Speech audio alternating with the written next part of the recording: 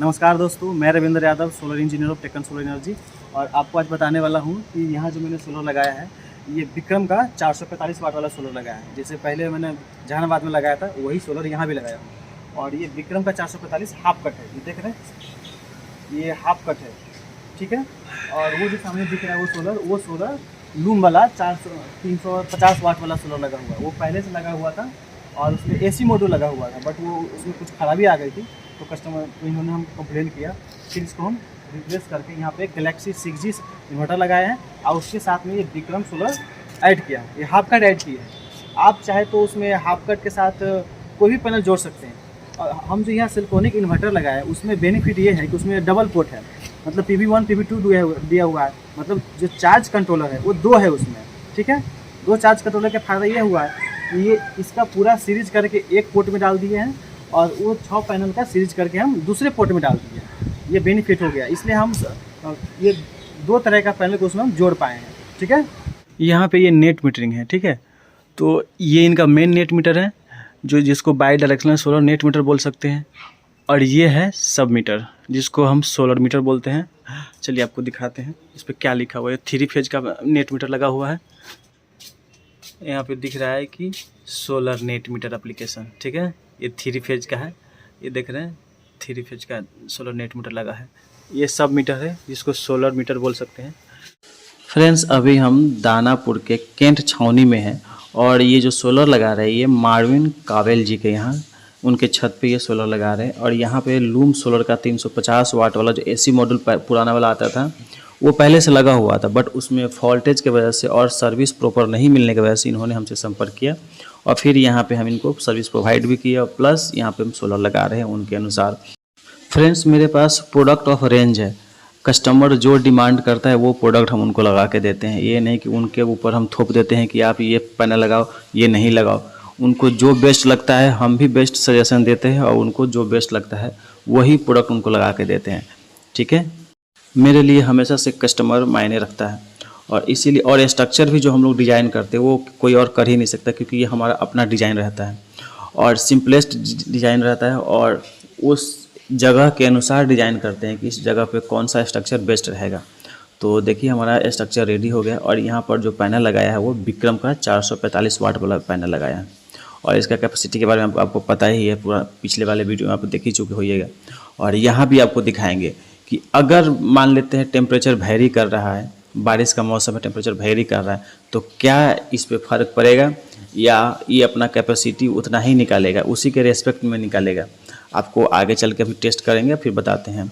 फिलहाल अभी मेरा पूरा सोलर लग के ओके हो गया है, अब लास्ट सोलर लग रहा है। और वो जो पीछे वाला लूम सोलर का जो लगा हुआ था उसको भी आगे लेके आना था, उसको भी खोल करके हमने इसके जस्ट 3 फीट के डिस्टेंस पे लगाया है। तो हमारा ये स्ट्रक्चर रेडी हो गया सोलर लग के, एकदम कितना अच्छा लग रहा है, देख रहे हैं। ये हमने पूरा अपने हाथों से रेडी किया हुआ है, अपने हाथों से इसका डिज़ाइन करता हूँ और हमारा जो टीम है वो एकदम प्रॉपरली वर्क करता है मेरे डायरेक्शन के अनुसार। फ्रेंड्स, मेरा जो टीम है वो मात्र 4 लोगों का ही है, लेकिन हमारे लिए वही सफिशिएंट है, क्योंकि ज़्यादा मेंबर रखेंगे काम ख़राब करके चला जाएगा। इससे अच्छा है कि हम उसमें खुद इन्वॉल्व रहते हैं। और देखिए यहाँ का VOC जो पहला पैनल का ले रहे हैं उसका VOC 57.9 आ रहा है। मतलब इसका मतलब है अभी टेम्परेचर लो है। टेम्परेचर लो होने पे इसका VOC बढ़ जाता है और ISC घट जाता है, देखिए। और इसका जो ISC दे रहा है वो 8.73 दे रहा है, 8.74 दे रहा है। मतलब इसी से अब इसके पावर का पता लगा ली। फिर दूसरे पैनल का से उसी के रेस्पेक्ट में दे रहा है। फिर हमको लगा कि इतना ज़्यादा कैसे आ सकता है। फिर तीसरे पैनल का भी चेक किया तो सबका उसी के रेस्पेक्ट में मिल रहा है। और उसका फिर से अगर ISC चेक किए तो फिर ISC भी हमको उसी के रेस्पेक्ट में मिल रहा है। इसी तरह से हमने और भी पैनल का चेक किया तो वहाँ भी हमको लगा कि इतना कैसे मिल सकता है। फिर हमने यहाँ चेक किया तो यहाँ भी हमको उसे और बढ़कर ही मिला, क्योंकि जैसे ही टेम्परेचर डाउन हो रहा था, क्योंकि बादल छाया हुआ था, बारिश हुआ था और टेम्परेचर जस्ट जैसे धूप आता था तो इसका जो VOC है वो बहुत हाई हो जाता था और इसका ISC भी उसी के रेस्पेक्ट में। जैसे कि देख रहे हैं छाया कम है, धूप का छाया कम है, यानी जैसे धूप कम बेसी हो रहा है उसके अनुसार इसका टेम्परेचर जैसे बदल रहा है उसी तरह से इसका पावर भी बदल रहा है। इसी से आप इसका अंदाज़ा लगा सकते हैं कितना कैपेसिटी का ये पैनल है। और यहाँ पे हम वायरिंग कर रहे हैं, वायरिंग हमारा जस्ट ओके ही होने वाला है। जैसे कि मैंने बताया कि यहाँ सेलकोनी का जो पैनल लगने वाला है उसके अनुसार ये जो 8 पैनल लगाया है विक्रम वाला, उसको पूरा के पूरा सीरीज कर दिए हैं और उसको एक पोर्ट में डाल दिए हैं, PV1 में डालेंगे। उसके बाद जो लूम सोलर का लगा हुआ है उसको भी सीरीज करके एक साथ दूसरे पोर्ट में डाल देंगे, PV2 में डाल देंगे। ठीक है, इस तरह हमारा पूरा वायरिंग कंप्लीट हो जाएगा। और दो टाइप का जो सोलर पैनल है उसको हम इजीली जोड़ पाएंगे।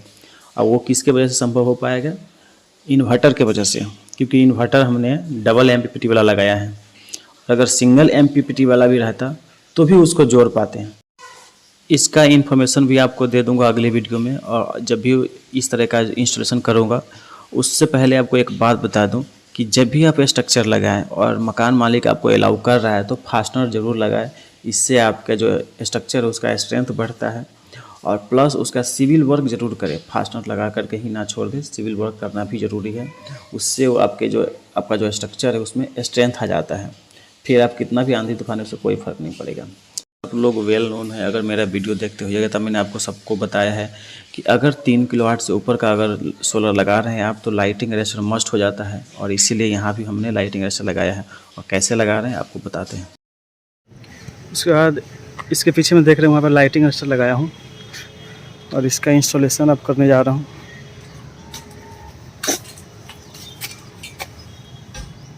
देख रहे हैं इसके नीचे में इंसुलेटर लगाया है और ये हमारा लग के ओके हो गया है।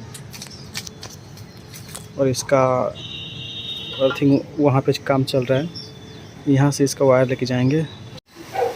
टेकन सोलर एनर्जी के थ्रू जो कंपाउंड मिलता है, अर्थिंग कंपाउंड, वो ये वाला मिलता है। और हमारा अर्थिंग हो गया है, इसमें केमिकल फील्ड करेंगे।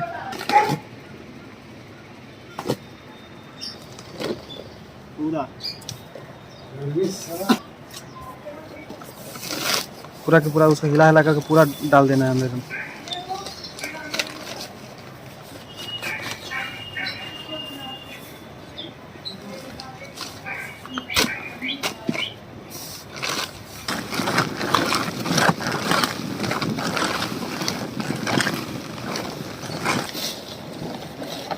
एक कंटर बालू भेज।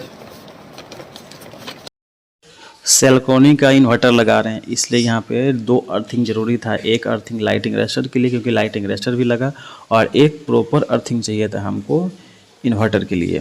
तो लाइटिंग अरेस्टर का अर्थिंग हमने पहले कर लिया है, अब ये इन्वर्टर का अर्थिंग कर रहे हैं।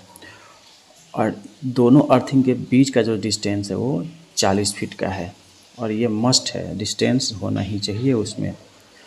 उसके बाद ये जो अर्थिंग कर रहे हैं हम लोग अपना प्रॉपर इंस्ट्रूमेंट बनाए हैं, बिल्कुल हैंडमेड है और कोई मशीन से नहीं किया है, बिल्कुल मैन पावर से कर रहे हैं। क्योंकि मशीन हर जगह कैरी करना संभव नहीं है, इसलिए हमने इसका डिज़ाइन किया था ताकि 2 आदमी या 3 आदमी अगर रहे तो उसको ईजिली किया जा सके। और आप लोग भी इसे ट्राई कर सकते हैं और बेस्ट रिजल्ट है।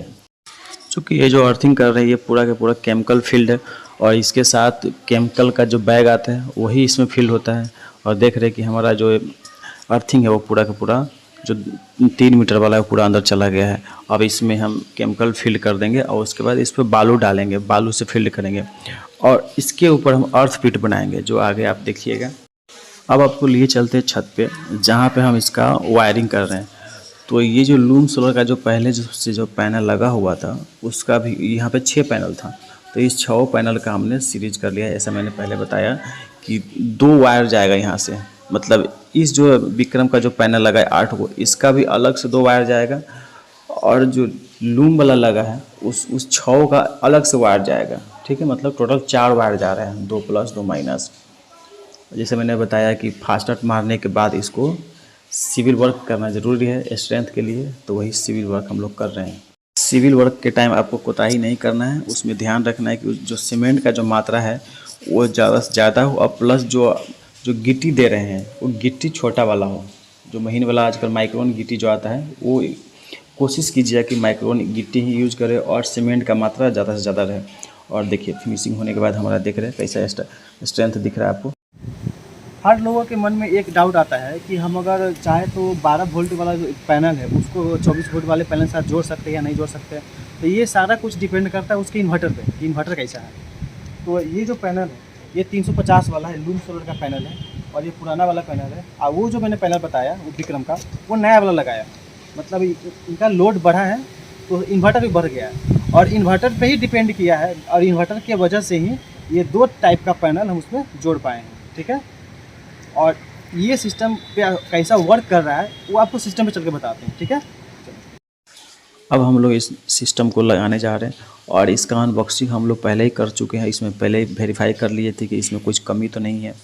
कभी कभी ऐसा होता है कि कमी कुछ रह जाता है, तो हम लोग उसको पूरा वेरीफाई करके यहाँ पे लाया है, और इसका अब इंस्टॉलेशन करने जा रहे हैं। जैसे कि ये देख रहे हैं कि ये AC DC बॉक्स है, AC DC बॉक्स है, लेकिन इसमें DC पॉइंट नहीं दिया है, इसलिए हम इसको AC बॉक्स ही बोलेंगे। अब जो DC पॉइंट जो आता है वो डायरेक्टली अब इन्वर्टर में आता है, और अलग से ये SPD दिया हुआ था, तो इस SPD को भी हम अंदर ही पुट कर देंगे। और ये आप माइंड से निकाल दीजिए कि अगर इसमें DC पॉइंट नहीं है तो ये वर्क कैसे करेगा। इससे बेटर कुछ हो ही नहीं सकता। कंपनी ने अगर कुछ बनाया है तो सोच के बनाया है, तो कंपनी पे विश्वास कीजिए और आंख मूंद कर इसका इंस्टॉलेशन कीजिए। तो ये 3 पिन है, ये इनपुट के लिए, वो 5 पिन जो था वो आउटपुट के लिए था। ठीक है, जो स्मार्ट लोड और नॉर्मल लोड जो आता है वो था। उसके बाद इसमें फास्टनर दिया है, मतलब सारा इंस्टॉलेशन किट दिया हुआ है इस इन्वर्टर का। इसमें CT केबल है, उसके बाद ये CT केबल है, उसके बाद जो बैटरी वायर दिया है ये 25 mm का बैटरी वायर है। इसमें आपको व्यू हो रहा होगा 25 mm का, 25 स्क्वायर mm का बैटरी वायर है। अब इस इन्वर्टर को पहले हैंग कर लेते हैं। हैंग करने के लिए जो हमको बीट दिया गया है वो 8 mm का दिया है। तो 8 mm का दिया है, मतलब हमको जो इसमें जो होल करना है वो 6 mm से करना है। 6 mm से होल करेंगे और थोड़ा सा उसको फैला कर देंगे, मतलब वो 8 mm से फट से अंदर पुट हो जाएगा। और जो फास्टनर लगाए वो फास्टनर एकदम टाइटली फिट होना चाहिए। ठीक है, और इसके हैंग करते टाइम भी ध्यान देना कि इसका जो नट लगाना है वो नट ज़रूर लगा दें। दोनों साइड से नट लगता है टाइट होने के लिए। और इसके बाद ये वाईफाई कनेक्टर है, इसका भी कनेक्शन कर ही देते हैं क्योंकि इनके यहाँ वाईफाई अवेलेबल था, तो इसको भी इसमें पुट करके वाईफाई सेट कर देंगे। वाईफाई सेटिंग कैसे करें उसके लिए आप हमारा पिछला वीडियो देख लीजिएगा, उसमें मैंने सब कुछ बताया है, कौन सा ऐप डाउनलोड करना है और कैसे कैसे सेटिंग करना है। ठीक है, कैसे लॉगिन आईडी करना है, सब कुछ उसमें बताया है। आप मेरा पिछला वीडियो जाके देख सकते हैं।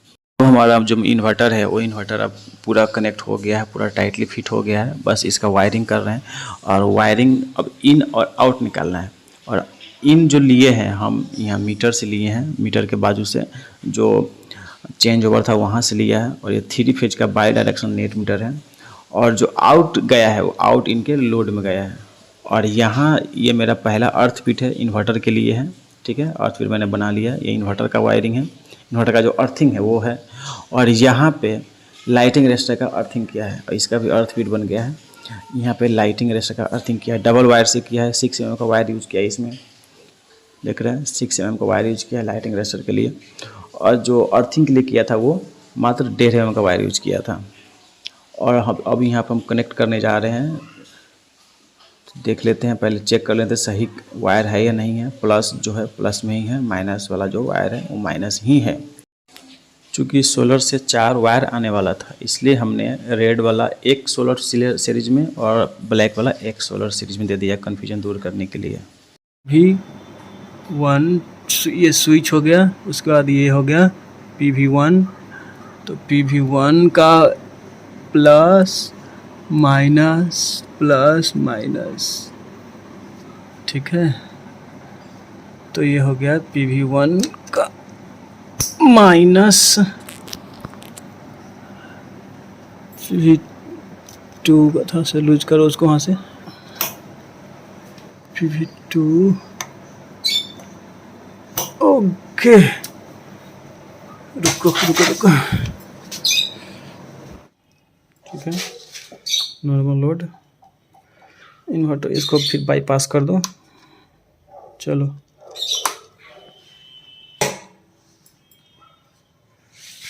तो बैटरी आएगा तो ले। उसके बाद वहाँ से लाइट ऑन है, एसी वाला लाइट, हाँ वहाँ से ऑन है, यहाँ से ऑफ है। ठीक है, वो भी ऑन करेंगे धीरे धीरे, पहले बैटरी को आने दो। ऑन हो गया। ऑन करो ना पहले। इनपुट ऑन है। इनपुट अभी इनपुट उधर आउटपुट क्या दिया?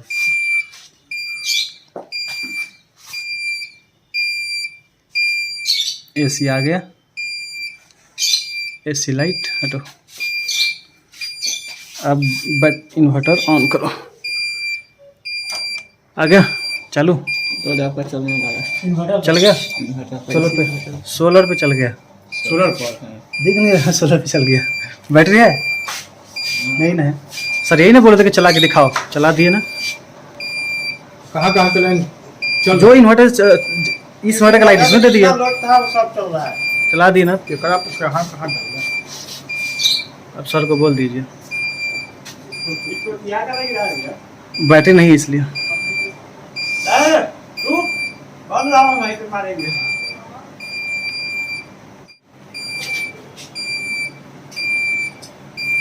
सेटिंग में गए। सेटिंग में पहले जाएंगे वर्क मोड में। वर्क मोड में जाने के लिए पहले सेल में जाना, क्योंकि यहाँ पे सेल करना है बट अभी मीटर नहीं लगा है, इसलिए हमको जीरो एक्सपोर्ट करना है। Zero export to load. और हमको ये वाला ऑन नहीं रखना है। ठीक है। बैटरी फर्स्ट ठीक है। Maximum power 500। ये जीरो। ये मैक्सिमम सोलर पावर ठीक है। उसके बाद ओके कर देना है। फिर से वर्क मोड में गए। वर्क मोड में जाने के बाद सेकेंड पेज में गए। यहाँ पे कोई ऑन नहीं करना है, टाइम यूज नहीं करना है, मतलब बाहर निकल गए। अगर एक्सपोर्ट करना रहता तो उसको यूज करते। उसके बाद जाएंगे बैटरी सेटिंग में। बैटरी सेटिंग में हमको बैटरी परसेंटेज ना कर बैटरी वोल्टेज वाला दिखाना है, क्योंकि हमारे पास लिथियम बैटरी नहीं है। तो बैटरी वोल्टेज में कितना, और जो कितना एम्पियर का बैटरी हम लगा रहे हैं वो लगा रहे हैं हम 150 एम्पियर की। 150 उसको 150 पे लाएंगे। 150 पे लाएंगे। ज़्यादा कम हो गया। 150 ampere. Charge maximum discharge, maximum charge, activate battery. चलो ठीक है। उसके बाद जाएंगे जेन पोर्ट पे। जेन पोर्ट पे generator smart load grid on always. Grid smart load output grid load on ways. Micro inverter नहीं लगा है। ग्रिड लोड ऑन वेज इसको कर देना है सबसे मिनिमम पे। सबसे मिनिमम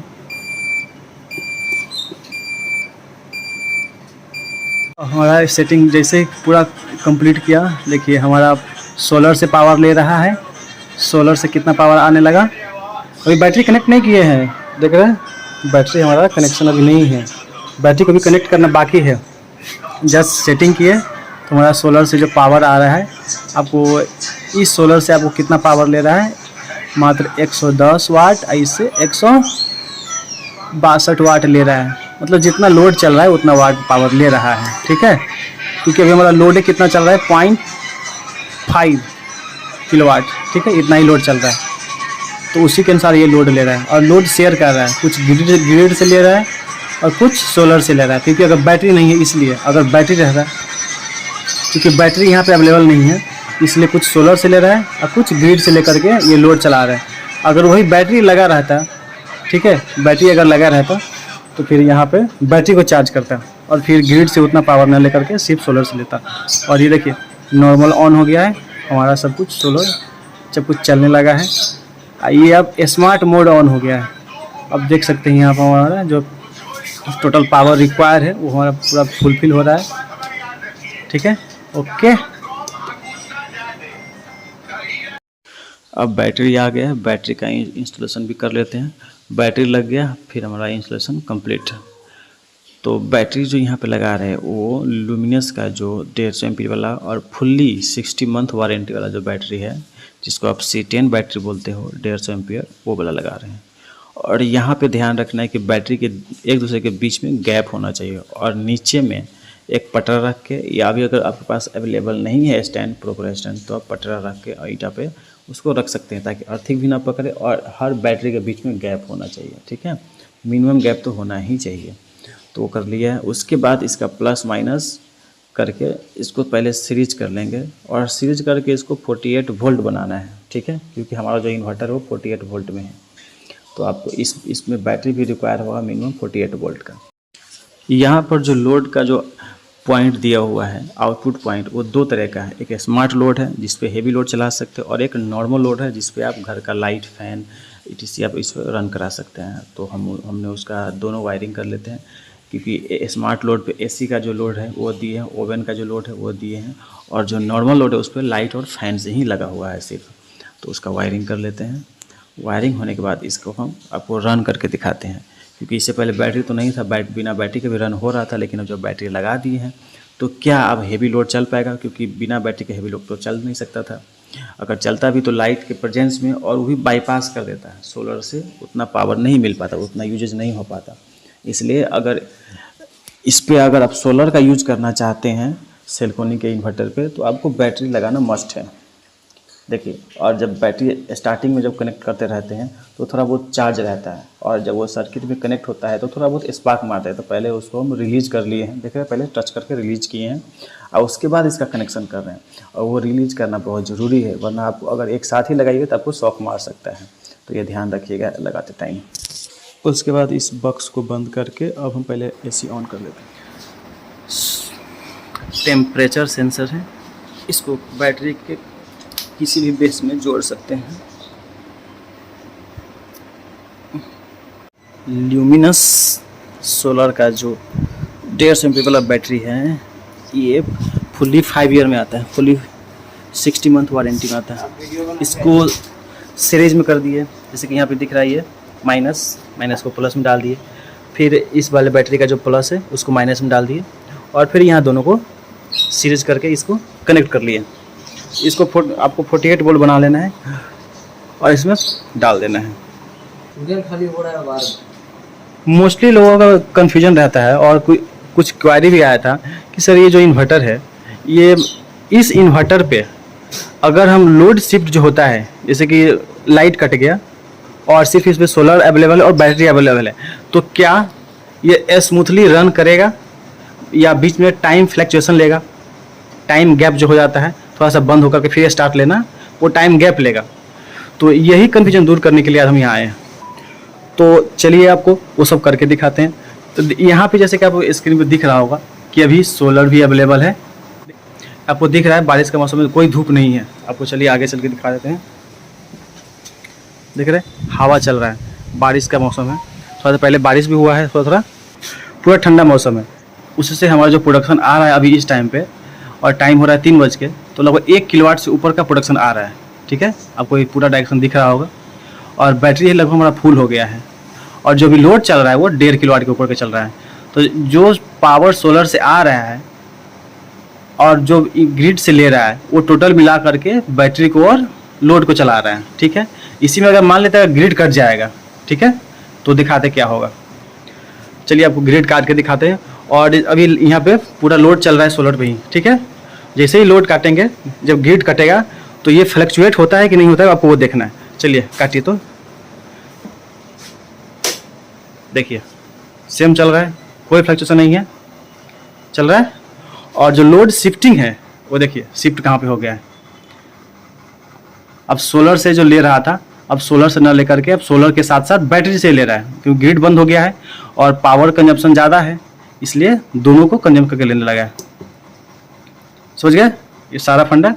मतलब इसमें टाइम गैप बिल्कुल नहीं है। और अगर फिर से अगर मान लेते हैं, अगर इसको ऑन करते हैं, ग्रिड को ऑन करते हैं, तो क्या टाइम गैप लेता है? ऑन कीजिए, तो